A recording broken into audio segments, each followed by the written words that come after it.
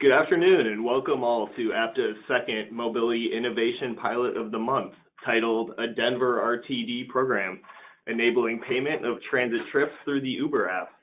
My name is Matt Hughes-Cromwick, and I'll be giving a quick introduction to this program today. I want to start by showing a quote from our president and CEO, Paul Skatellis, who I think gives a great perspective on where we are at a national level with the ongoing changes in mobility. On APTA's new webinar series that highlights different mobility innovations occurring at public transit agencies. Our goal is to provide tangible takeaways that can be applied to other agencies across the country using similar or modified approaches. The goal of pilot programs, after all, is to test the waters, collect information, and learn lessons from the experience. APTA's responsibility is to do as much as we can to distribute resources and share information so that these pilots aren't just occurring in a vacuum.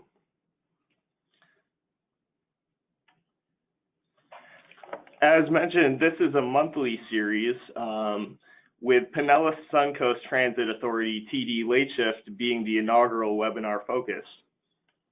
Be sure to note June 27th as our next Mobility Innovation webinar, which will feature Portland TriMet's mobile fare payment system. Now, it's my pleasure to introduce today's presenters. Your moderator today will be David Zipper of DZ Strategies. He will pose a series of questions to Mr. David Genova, the CEO and General Manager of the Regional Transportation District, along with Ms. Tanya Anderson, the Product Manager of Electronic Fare Operations at RTD. David? Well, thanks so much, Mac. It's great to be with everyone for another episode, our second webinar for Pilot of the Month. For those I've not had a chance to meet before, I am a resident fellow at a think tank here in Washington focusing on the future of mobility, a writer about the future of mobility, and it's been my pleasure working with APTA to basically focus on ways that APTA can be helpful and constructive to members who are thinking about how all the changes in technology around mobility are altering what it's like to be running a transit agency. And today we're going to have a chance to delve into, I think, one of the most exciting pilots happening, and most interesting pilots happening really in North America, and that's going to be the experiment that's happening now in Denver with RTD, making it possible to buy transit tickets on the Uber app. It's the first time that that's been possible really in any transit agency in the entire world, from what I understand. So what you can see here is the memo that we now have available on the Mobility Innovation Hub website, which provides a summary of, it's like about 2 pages, a summary of RTD's work regarding the sort of fare payment explorations with Uber and also with Lyft, which we'll get to in just a moment. It's available on the APTA website now, as well as a number of documents that RTD has been generous enough to make available to APTA members. These include the contract that RTD and Masabi have to provide mobile payment ticketing. We'll get to that. That's a critical part of the pilot they're working on, as well as an amendment to that contract that allows for ticketing to be done through the Uber app. There's also a marketing agreement that RTD and Uber have entered into just a few days ago, as well as a variety of marketing materials and press releases from both RTD and from Uber regarding this particular pilot. And again, this is a critical piece of the Pilot of the Month program that we want to make sure that we heard from loud and clear from transit agencies that this would be really helpful to not just learn about what peers are doing, but to actually be able to look at some of the critical documents that they relied upon to get there, and be able to, frankly, to borrow language that could be especially helpful. So you can find all that information on the Mobility Innovation Hub right now. So we're about to launch in and start the presentation. I just want to go ahead and let you know that there will be some time at the end of today's webinar for you, the audience, to ask questions. All you have to do is go to the question box on GoToMeeting and enter it in there. Mac, you just heard from APTA, is going to be reviewing the questions you submit, and he'll be able to ask them after we're done having the conversation with RTD, which we're going to get to right now. So Mac mentioned, I'm just going to reintroduce David and Tanya from RTD in Denver, were kind enough to join us and for today's exploration. So David and Tanya, thank you for being with us. Well, good afternoon and good morning. Thank you for having us. Happy to be here. Terrific. Well, just to kick things off, can you paint the picture for us? Give us an introduction to RTD. What's the system like? And we'll go from there. Great, thank you. Yeah, I'll talk briefly about RTD. So if we can get into the next slide here, please. And we'll talk a little bit about the organization, the RTD profile. So we're celebrating our 50th year actually this year, and you can see that in our slide logo. So we're very excited about that. Created in 1969. We're actually a subdivision of the state of Colorado, so we're our own entity. We have a 15-member elected board of directors, so that's one thing that's a little bit unique about us in transportation, is having an elected board and not an appointed board. You can see from the visuals there, we have a very large service area, about 2,400 square miles, in which we serve in 40 different cities and about 8 counties. The population of our service area is about 3 million people.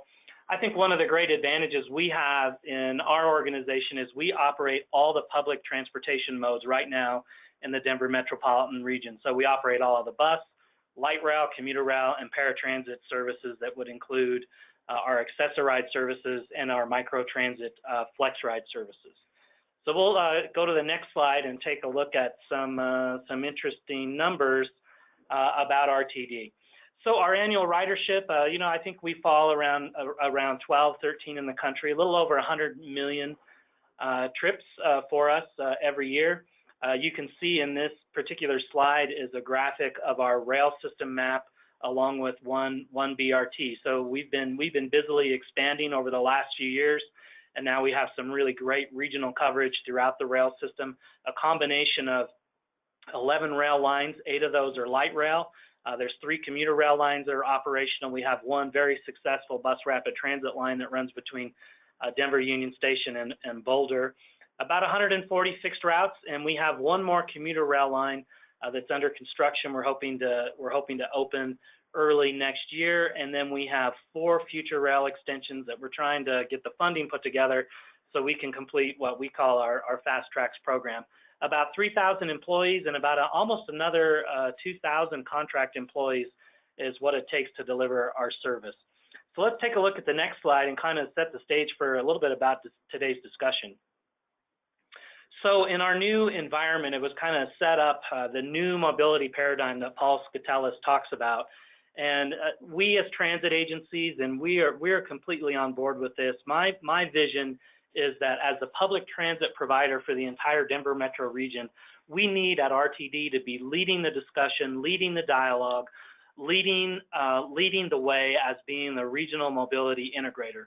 And so that doesn't mean that we have to do everything or all the services, but it does mean that we need to be out in the forefront in leading the strategy and the discussion with all of our stakeholders. And as I mentioned earlier, we have quite a few. So we are really working hard, and I believe it's through the regional collaboration. For one of us to be successful, we all need to be successful. So one of my big concerns is that you might have a local jurisdiction or municipality or county, wanting to maybe do some of their own kind of options, which is fine. We're all for that, but we just want to make sure that we're collaborating well and working on services that really complement each other. So we're acting as this regional mobility integrator. We're kicking off what I can't wait. We're taking a contract recommendation to our board tonight, is what we call our Transportation Transformation Comprehensive Assessment. We got to come up with a more glamorous name for that, but essentially what we're going to do is we're going to take a look at everything we do within the organization. Everything will be on the table. This is going to take us about 18 to 24 months to do this, and it originally started by thinking about system optimization and operational assessment, but we're going to take it way beyond that scope. We're going to look at our financial and fiscal sustainability, how we do our modeling and our forecasting. We're going to be looking at different kinds of scenario planning in terms of what kinds of expansion should we be thinking about, what are the other modes we should be thinking about. And by the way, that visual that you see in the slide is our 61AV. That's an autonomous vehicle pilot project that we're operating right now. It's a 6-month pilot. We're getting ready to wrap up in a couple months, but it's been a great project. Took 8 partners to get off the ground. But getting back to this review that we're embarking on, what I'm really hopeful about, if we do this really well, and I believe we will, is it's really going to set our future strategy around mobility for us as a region, both for RTD and our stakeholders. So we're going to be looking at mobility expansion and emerging technologies, the workforce of the future, and really developing what we think is the future of mobility for the Denver metropolitan region. And hopefully some of that would apply to the industry as well.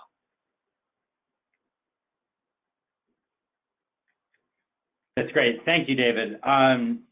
Yeah, I want to dive into the topic at hand, which is the Uber relationship that you've built. But I understand that would be impossible to have happened if you hadn't already invested significant time and resources into mobile ticketing through your relationships with Masabi, especially. Perhaps you could walk us through that and set the stage. Well, thanks. I'll start, and then Tanya will take up the kind of the implementation and technical piece. But a number of years ago, as we were continuing to implement Smart Card, I just said to our team, I says, we need to do mobile ticketing, and it was something that we didn't have in our budget. We didn't have it in our strategic plan, and I basically just went to our IT and our fare and our finance people, and I just says, let's implement mobile ticketing. Let's stand it up as quickly as possible. And let's do it. And of course, that landed in Tanya's lap. So, yeah. So in November of 2017 is when we launched our mobile ticketing app. We used a visual validation approach to our mobile ticketing solution. And when we went live in November, we had only one of the many products that we sell. So we went live with only the day pass. About 6 weeks after going live, we conducted a customer satisfaction survey, and we learned that the majority of our mobile ticketing users are infrequent riders. They're not our typical commuters. We also learned that they like to and prefer to purchase one ticket at a time. So you can imagine from our customer satisfaction survey, although our customers loved the app, they found it very convenient and easy to use, they requested the other products to be sold on our mobile ticketing app. When we first launched the project, we initially had a 2.5% revenue target. We were being very modest, we were being very careful. A lot of information out there talked about mobile ticketing adoption being not where a lot of transit agencies wanted it to be. But in March of 2018, we exceeded our 2.5 revenue projections with a 3.7%. And today we are at 9.8% revenue on our mobile ticketing solution. Tickets sold as of April of 2019, we're at a little over 1.9 million tickets sold. And we've been able to take advantage of Masabi's mobile ticketing solution. Their solution really fit what we really needed in order to meet Dave's plan of action to implement and stand this system up very quickly. Their software as a service solution allows us to take advantage of upgrades as well as benefit from partners in collaboration. The revenue sharing model was very appealing to us. We did not need to have a lot of capital investment up front. We would pay as we go a certain percentage to Masabi for every ticket that is sold. And so we've just been really happy. Our customers have been really happy to be able to provide this very convenient way for our customers to purchase our tickets. That's great. And as a reminder for those taking part in today's session, you can see the contract that RTD has entered into with Masabi on Apta's Mobility Innovation Hub. But now let's dive into Uber. I'm interested to hear, how did this opportunity to work with that company on mobile ticketing first arise? Maybe you can walk us through that process. Sure. So in April of 2018, Masabi released a news release, a press release, announcing their partnership with Uber. And Dave, being our general manager and our visionary, pretty much the same way the mobile ticketing project got on its feet was how this Uber partnership or collaboration got on its feet as well. We advocated to Masabi and said we would really like to have an opportunity to work with Uber, and not only do we want to work with Uber, we want to be first. And so we've advocated to Masabi. In July of 2018, we had an opportunity to have a meet and greet with Uber, and we were really, really excited. Kind of sat in a room, it was nothing special, and we were able to discuss our goals and our visions, and during that conversation, we found that we shared many of those same goals. We both wanted to encourage single occupant. No, I mean, before you go too further, I'm just really interested. What were your goals when you first had that conversation with Uber? Can you share with us what you shared with them of what you were hoping to get out of the partnership beyond, or beyond, as you mentioned, sort of thing first? Right. So we wanted to provide our customers with a convenient way to purchase our tickets. We wanted to meet our customers where they were, not necessarily forcing them to come to us. We learned that from the first customer satisfaction survey. We were actually quite surprised that the majority of our mobile ticketing customers were infrequent riders that bought one ticket at a time. And so we wanted to provide that added convenience to our customers. We also wanted to encourage, of course, the convenience with first and last mile, tying those trips together, as well as encouraging single occupant vehicles, those who commute and ride alone, to give it a try. Try sharing a ride, try transit. That's great. Yeah, no, please go on. Yeah, so in January, we went live with the transit piece, where customers in Denver could see trips, transit information in the Uber app. This was done in a phased approach. It wasn't everyone all at once. We started off with about 5% of our customers, and then gradually expanding that to 100% in late April. And then in May, we went live with our ticketing piece about a week ago. And what's interesting also is, No, please go on. Yeah, so what's interesting is a lot of this presentation, a lot of discussions, the relationship is typically described as a partnership. But what we learned was that it's really not a partnership, and partnership is probably not the right term to use. In our first presentation on this collaboration to a transportation group in Boulder, as soon as I said partnership, they jumped immediately into, well, RTD has a contract with Uber, and now RTD is paying Uber to provide transit trips. And so now, because Uber is contracting with RTD, that all vehicles are going to be ADA accessible, wheelchair accessible. So they went from the notion of being able to buy a ticket in the Uber app all the way to Uber actually providing transit trips. So we worked with our marketing communications team and thought, okay, we may need to change our key messaging a little, and we decided that a collaboration is really a better description of our work with Uber. We do not have a contract directly with Uber. As it was mentioned in the webinar, our agreement is with Masabi. We also don't have a direct revenue sharing agreement with Uber. We continue to use our revenue sharing agreement with Masabi, and so for every ticket that's sold in the Uber app, Masabi will receive a commission. And we currently do not have a data sharing agreement, although that is currently in early discussions of potentially sharing some information, because we know everyone is really interested in hearing about the successes of this project. Yeah, can I ask a couple clarifying questions on that? Sure. Can I just ask, so it sounds like, correct me if I'm wrong, but this partnership or collaboration, I should say, didn't actually cost you anything. Is that right? Correct. Yes, that's correct.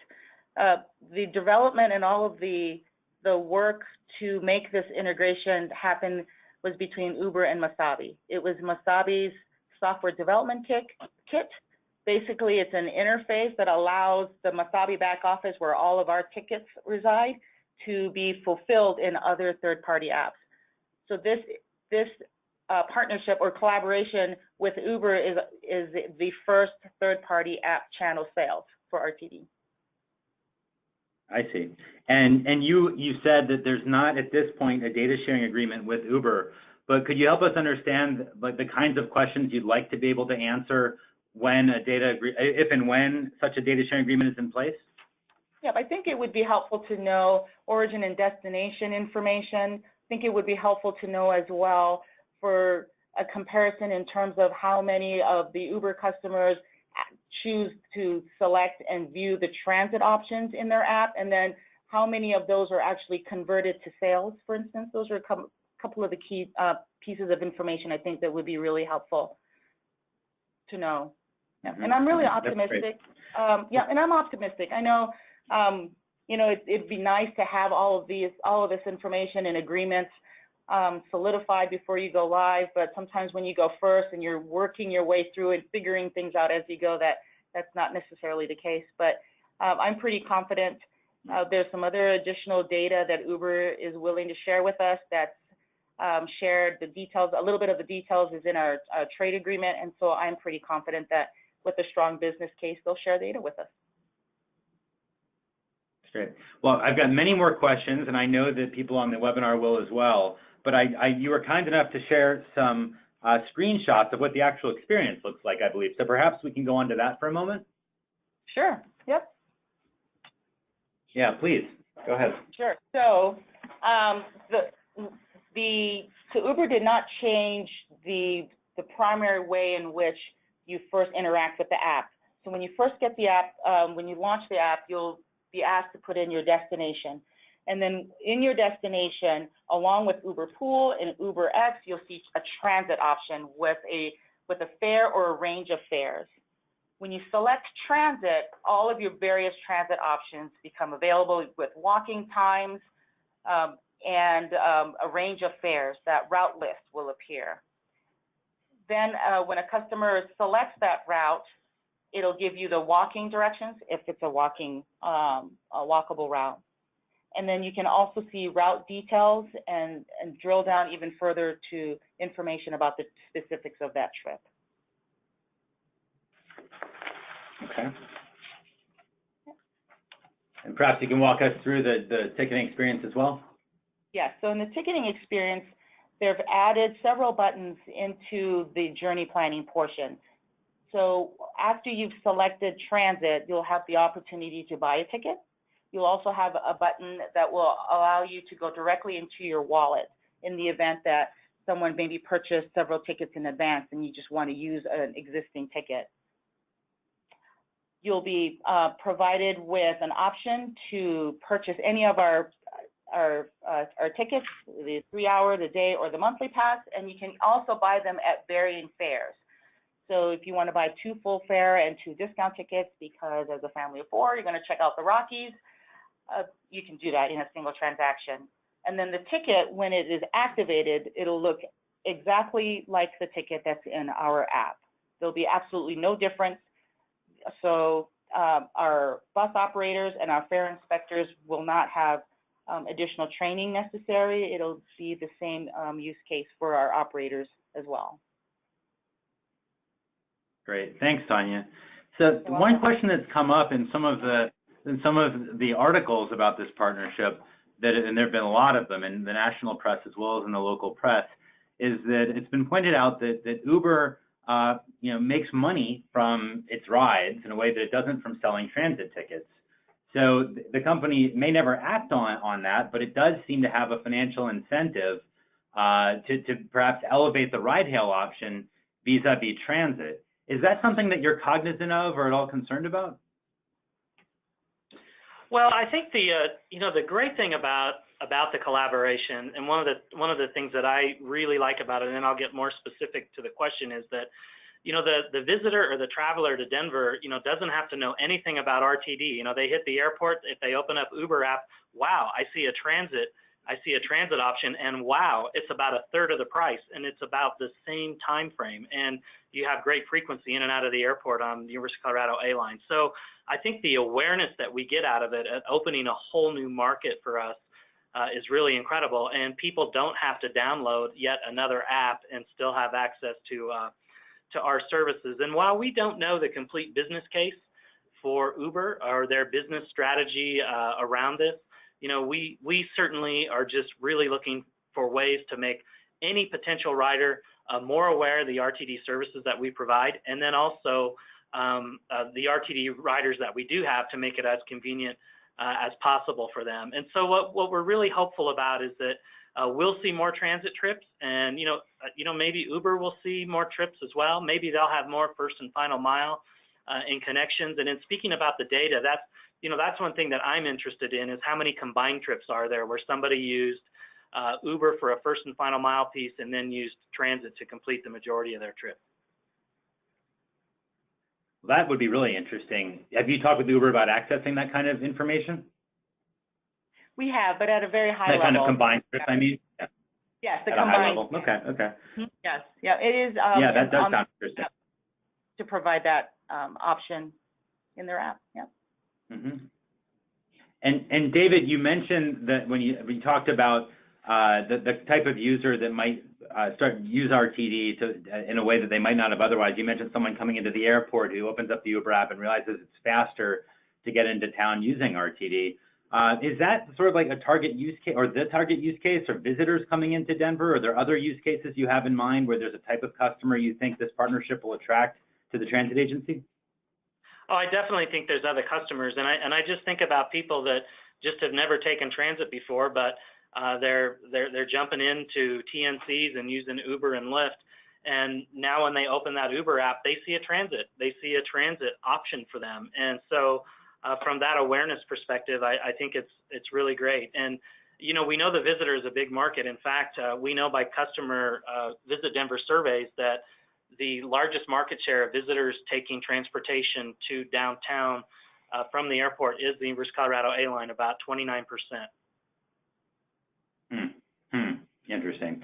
I just have one or two other quick questions, and I want to make sure we can open it up, because I can look over at Mac and see that he's getting plenty coming in through GoToMeeting, which is terrific. But first of all, you know, we're obviously talking about Uber so far, but I know that you do at least have a trip planning partnership with Lyft, and I wanted to ask if you have any sort of formal relationship with them as well that we might be interested in.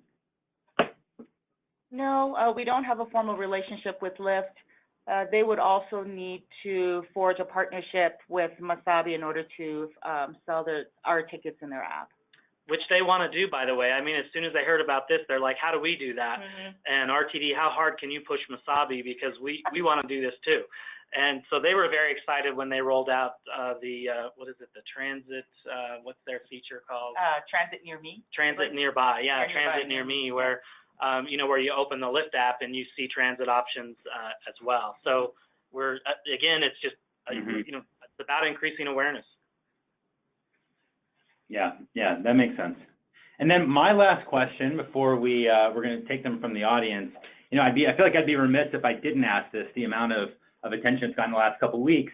But when Uber filed to go public with their S1, they did cite public transportation as a competitor, which caught a lot of people off guard, and some people remarked on it.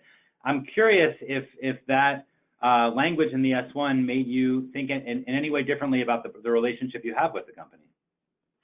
Well, we saw that language and we immediately contacted Uber and we said, what's this all about? So, yes. Tanya, you can complete it. I did. So I shared it with them, and I'm just going to be frank. They were like, what? It says what? No, it doesn't say that. And they looked and they were shocked. They couldn't believe that it was actually in there, because the transit team that we work with at Uber, it's always been about collaboration. It's always been about making sure that we were happy with the process, with the partners, the collaboration, working together. And that's never been even an undercurrent, working together through this process. They have since elevated this to the highest levels and have updated their S1 filing to remove some of the competitive language about transit. And I think that's a testament on what they, you know, that they mean it when they say that they want to work with transit. It's not about competing directly with transit. It's been a great Well, partnership. thank you for that. Collaboration. Yeah, it's been a really great collaboration working with them. Well, we'll put a bookmark there because I have plenty more questions, but I'm more interested in hearing what the audience is asking. So, Mac, perhaps you could ask some questions that we've gotten from online. Absolutely. And again, just a reminder, you can submit those questions in your question box on your screen and submit those. Thank you again to David and Tanya. A lot of great questions here. My first one is, are there plans to incorporate validation through your fare collection equipment? In other words, not just visual. And can you walk us through your employee training process? How did you get them involved with this new technology? Yes. So the first question about implementing validation throughout our system, yes, we do have a plan to upgrade our existing mobile ticketing solution to include validation. This validation would not only allow us to capture additional data from our mobile tickets, but also transition our smart card system over to this mobile ticketing account-based system. So we do have, it's an active project. It's in its very early stages right now, but we are looking at validation as well. And then the second question about training, can you repeat that question again? Sorry.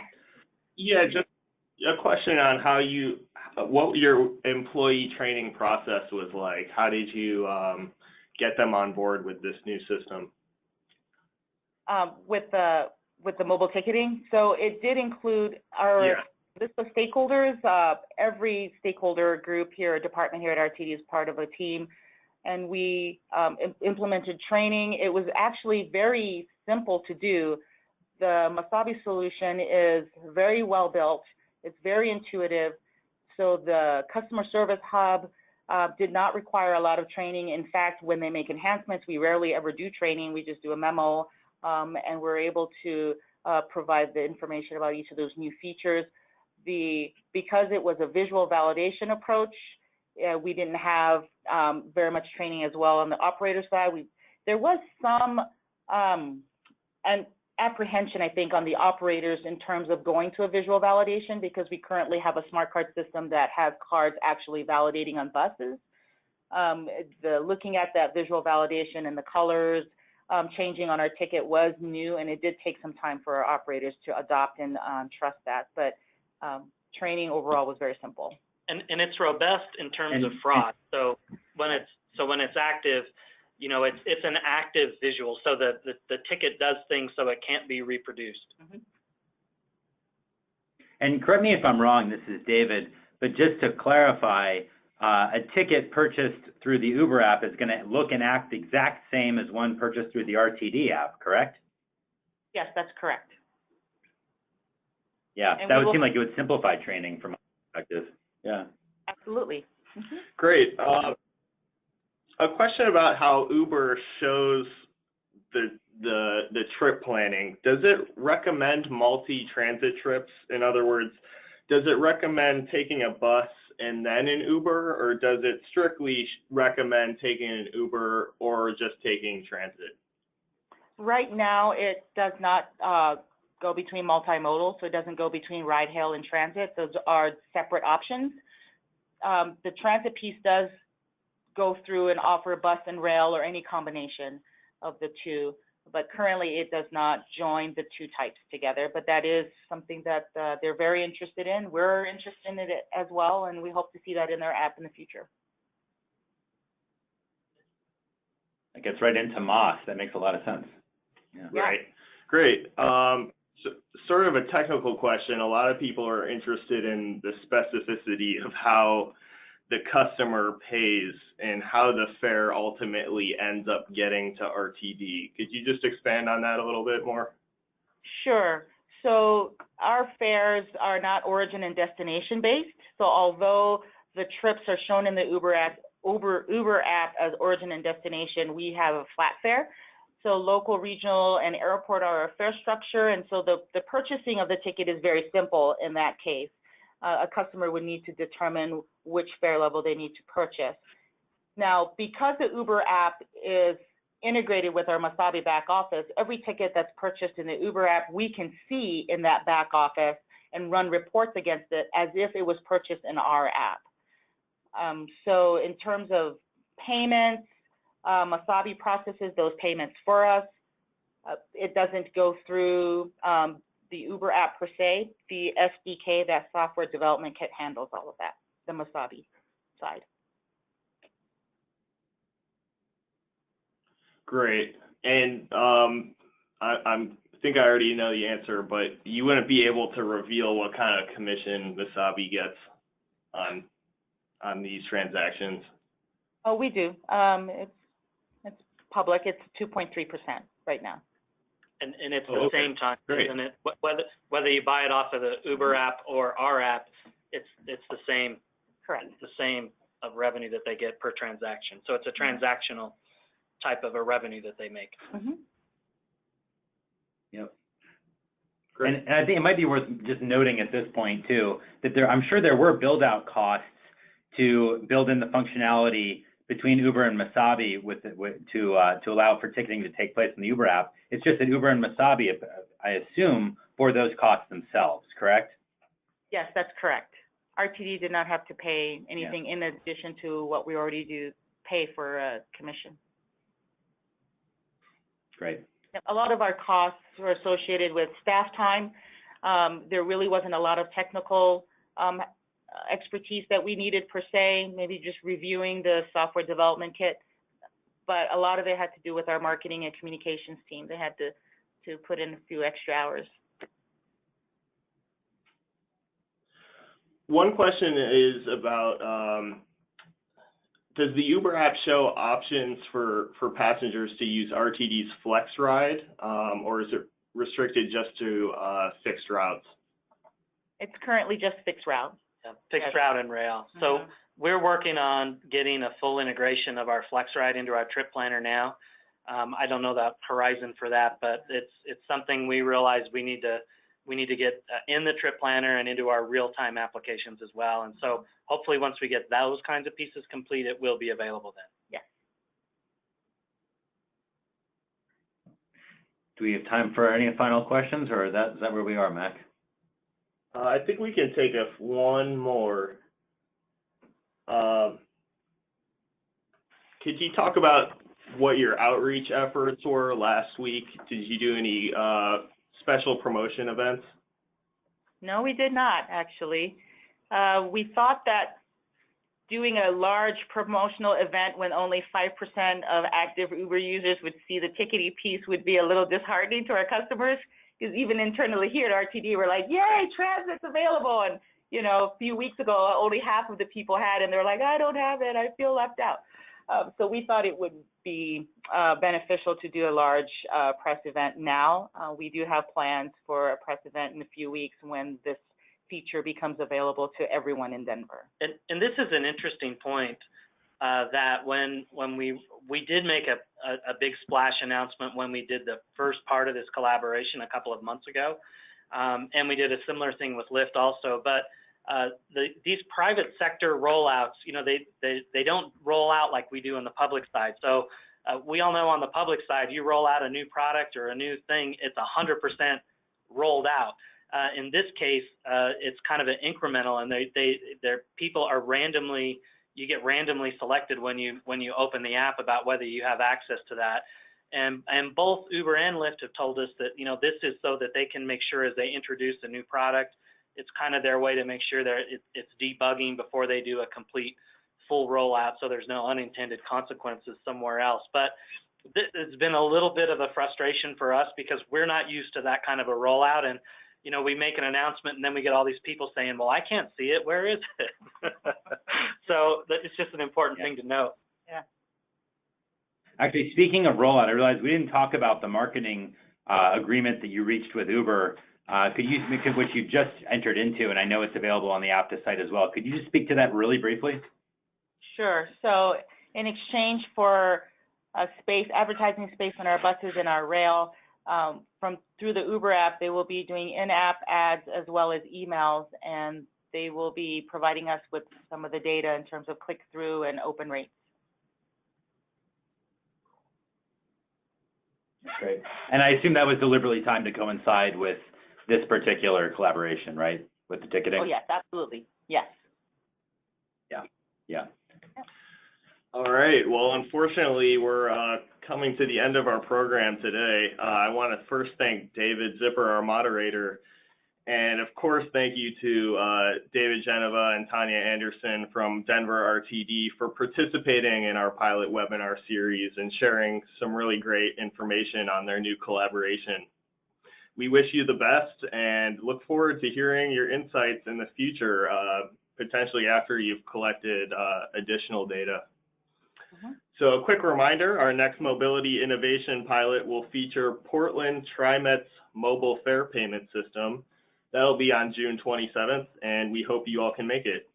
So thank you again for dialing in today, and have a great afternoon. Thank you.